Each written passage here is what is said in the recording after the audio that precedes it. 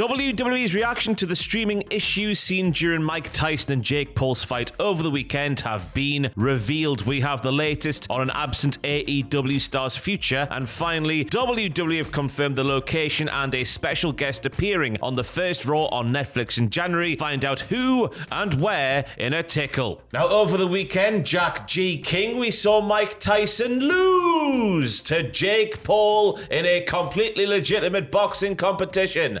Oh, you down the legitimacy of Right, that? I am. Jake Paul was talking in his ear. I've seen all of it all. Oh, he might have been trash talking. Yes, yes, he would have been. From what I've seen, and I haven't watched the fight, but apparently even if you don't think it was rigged, it was clearly not a thrilling advertisement for the sport of boxing. Not at all, not at all. Anyway, there was something not quite right with the thing. Anyway, during this broadcast, the live broadcast at least, many people around the world were complaining about streaming issues, whether it be buffering, connectivity issues, all that sort of stuff that's sometimes happening when you're watching a live stream. And people started to think, oh my goodness, the WWE are going over there in January for Raw, for SmackDown, for NXT, for premium live events. Could this be an issue when that thing happens there? But Fightful Select have been doing some digging, Jack. Yes, Fightful Select say when they immediately inquired with those in WWE, they said that they'd been assured that those issues would be kept at a minimum in the case of WWE. One higher up said that if they were ever going to do the type of traffic that Mike Tyson and Jake Paul were doing, because it pulled in massive numbers obviously,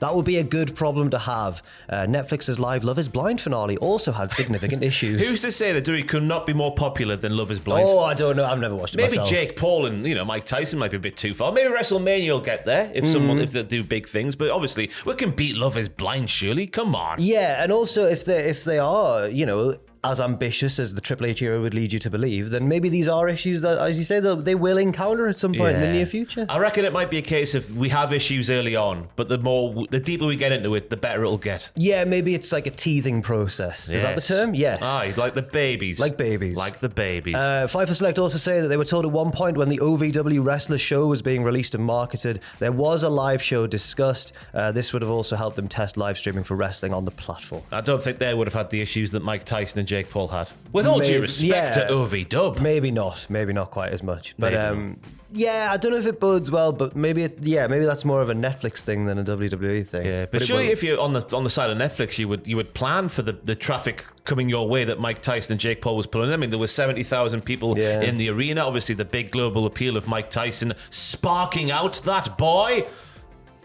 Millions want to see it. It didn't quite happen, did it? No, it didn't. He got very tired. Anyway, we have an update on an absent AEW star and their future, and the fact they vented right to Tony Khan's face. Danhausen, his last televised match in AEW, let me read this out, was on December the 30th, 2023, where he was part of the AEW TNT title right to challenge anytime, anywhere Battle Royal at World's End, which of course is won by Killswitch. His lack of appearances during this Halloween season, he wears the face paint, he's very good, very evil, all that kind of stuff. Made people wonder what the hell's going on. Fightful Select once again have been doing some digging. Yes, they say that sources Fightful has spoken to claim that AEW and Danhausen have not been in regular contact for well over 6 months outside of approvals for indie dates, which are protocol for talent under AEW contract. Danhausen was set to return from injury about a year ago, and plans changed regarding his return, which led to Danhausen expressing frustration directly to Tony Khan.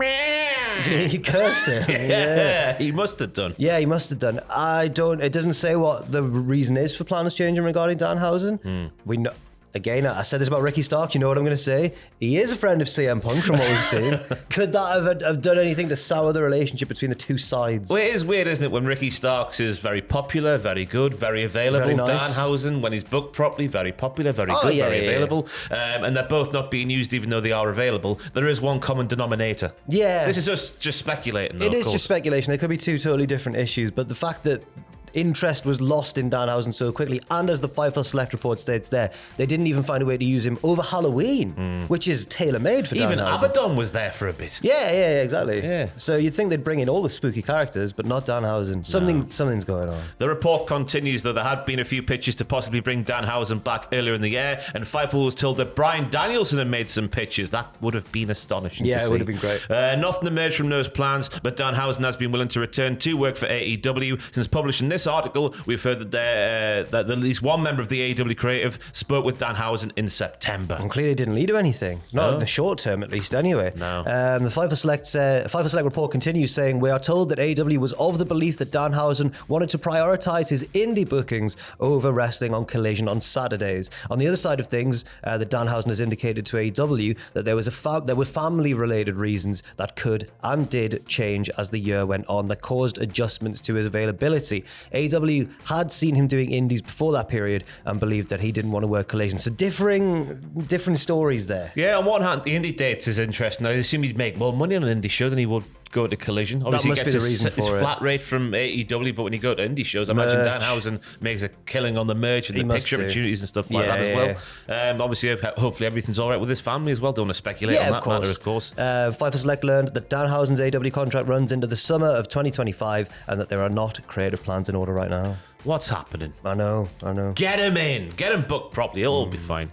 Now we have the curious case of Tegan Knox, everybody. Following her release from WWE on November the 1st, Tegan Knox, now known, of course, as her former name as of Nixon Newell, was announced for the return to Cardiff, Wales for the Attack Pro Wrestling's December 14th and 15th shows under the Missile Tour. I like it. It's very a big good. bloody pun. However, Attack would later announce that Knox had been pulled from the events, with the promotion thanking WWE for their support and trying to make the appearance possible. Fightful Select's Corey Brennan this time has been doing the digging. Yeah, Corey says he was told that WWE and Attack have been in discussions throughout the entire process and worked to try and make the date happen.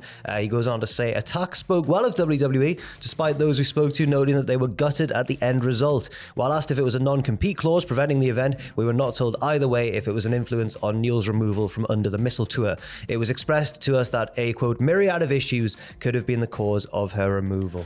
What could it have been? I've seen speculation on Reddit. Whoa, it's got to be true. No, but it's a plausible one, and I wouldn't be surprised if that turned out to be true. That because she currently lives in America, it might be one of those situations where if she leaves the country to wrestle abroad and then comes back, she might have trouble getting back in with her visa and visa issues, basically, which could well be the case, but that's just speculation. Yeah, because the no complete clause, I guess, is plausible, isn't it? Because of the nature of how she left the company and the 90-day thing that was put on. Well, I saw Indy Hartwell's name mentioned with that alongside of it, so I assume Tegan Knox and Baron Corbin, who left at the same time, are going to be under the same restrictions. Yeah, but then it's strange that Attack would then praise WWE and say they've done everything they can. Because if that was the case, then they've not done everything they can. I know, yeah. Strange one. Yeah. You see Indy Hartwell was pictured training with Mercedes Moné. Oh, very interesting. And someone else from AEW. In that picture there. Sorry, Owen. I can't remember who it was either, but I did see the picture. She has been uploaded on YouTube as well. She does the vlogging now, does Indy Hartwell. Oh, right. Makes a coffee in the morning, makes a green juice, takes the green juice, does some gym workouts. Whenever I've seen her on stuff, she's come across very charming, very likable. On what? Like interviews and that. Oh, interviews and that. I'm not stalking her social media. Oh, Goodness dear. me. Anyway, we have big details about the Netflix thing on Raw, the Raw thing on Netflix. That's what I'm supposed to say. January the 6th, it kicks off, and we find out where it is, Jack. It'll kick off, as Ross said, on January 6th from the 18,000 capacity Intuit Dome in Los Angeles, California. I Googled to see which one that was. It's where the Los Angeles Clippers play the basketball, where they shoot the hoops. So it's a big indoor basketball arena. Travis Scott's going to be there. Not a rapper that I know too much about. Me neither. I know one song. Yeah. Do you know Sicko Mode? No. Okay. I know the one that's for WrestleMania 41 next year because I listened to it before coming down here. It's got a weird title. I don't know how to say it. It's got like an F. It's got an exclamation mark. I don't know. No. I don't know what it's called. You're a WWE theme man. Is it a good one? I don't know. It's got a distinctive start with some synthy numbers. I'm sure it'll be fine. Maybe it'll grow on everyone like Greenlight did. Great times. But yeah, Travis Scott will be there live and maybe do the theme song for the show as well, but that's unconfirmed at this time. But you'd think because Megan Thee Stallion does the SmackDown one. 1, 2, 3, 4, come and knock at me door. That's not how it goes at all. But, he's there. He's getting the big rub from Triple H on one of his shows. Maybe it's going to happen, maybe not. Yeah, maybe. Triple H shared the news on Twitter, posting a video from one of Travis Scott's concerts where the game got on stage and handed the new King of Hardcore, that's Travis Scott's name. That's what Triple H calls him. Oh, yeah. He handed him his own hardcore title. And I'm going to read this Travis Scott quote with I'm not going to read this the same way he probably said it. Well, I wrote it down verbatim. I take this. I got to put this to the test. It's the first bit that confuses me. I'm going to put this to the test, this hardcore title. Yeah, I take this. Yeah. I'll take that off you, mate. Triple H gave him it. He's like, yeah, I'll take this. I'll take it. Fair enough. But it makes me think, is he going to defend the title? I've got to put this to the test. Could you imagine? We've seen Bad Bunny. We've seen musical artists before. It's a high bar to reach now for a celebrity getting involved in the wrestling. Yeah, celebrities have become way too good at the wrestling. No pressure, AJ. No. AJ. From the Boom fella. Oh, I think it's AJ Styles. yeah, AJ. Well, this weekend, of course. Yes. Triple H responded first date for the testing yourself with the title. January 6th, Los Angeles, California. Live to the world on Netflix at the Intuit Dome. And then Travis Scott started singing that song. That song with the weird title. Right. The exclamation mark in the middle. Tickets, if you want to go to this show, by the way, go on sale this Friday, November the 22nd, and will be available via Ticketmaster. So even if you want them, you probably won't get them. And also, Wabadoo, guess who's confirmed he's going to be there? I've just spoiled it. It's John Cena. And as Ross has said in the notes there, looks like it's going to be a bit of a Bobby Dazzler. Oh, yes, you know. Aye, down with the kids, me. I know the lingo. So, yeah, that's all the details that we know about the first Netflix Raw on January the 6th. Check Cultaholic.com all day long for news updates. Last night on the channel, the complete history of TNA went live. Dan Heppel on the edit there has been working like a horse for many, many months on that, to go and give it a watch. It's a big, long, hour and 50-minute documentary. It's the complete history. It had to be long. Anything else to plug? Just all the stuff in the build up to Full Gear this week. There'll be pictures, there'll be live reactions, there'll be what happened at WTF Momo. Prediction, but on the Patreon, but a bit later because I'm at a wedding next week, so I have to delay. Yeah. Patreon.com/Cultaholic there. And stay tuned, as Ross said, to Cultaholic.com as well. Bye. Bye.